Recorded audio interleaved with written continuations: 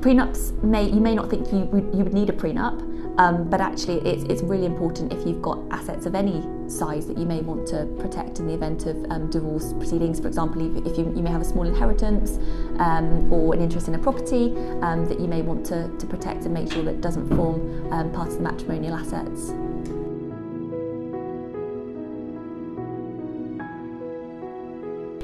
You may not need a prenup. Not everyone needs a prenup. So if, for example, you are a young couple with no assets coming to the marriage, it's not a document which you need to have in place. So you don't need to spend the money on having something drafted, which you don't need.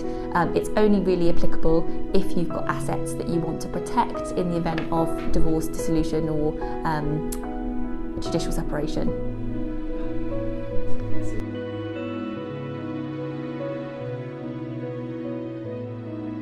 It can be drafted that way, but it's likely that it wouldn't be upheld by the court, because the court will say that the agreement doesn't meet both parties' needs.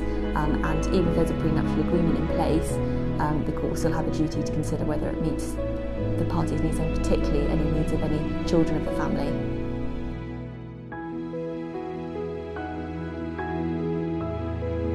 The court will say that the terms of the prenuptial agreement should not be upheld, and that it would be far fairer to make an order where both parties' needs are met, and thereby setting aside the prenuptial agreement.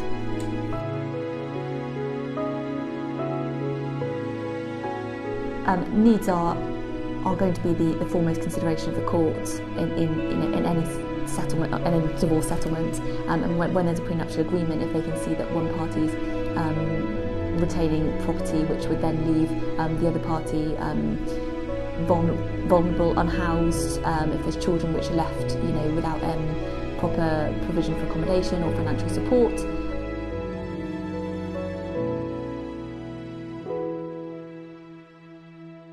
So the disclosure is a full picture of assets and your financial information, but it's not quite as formal as what you would undertake as part of the disclosure in divorce proceedings, for example.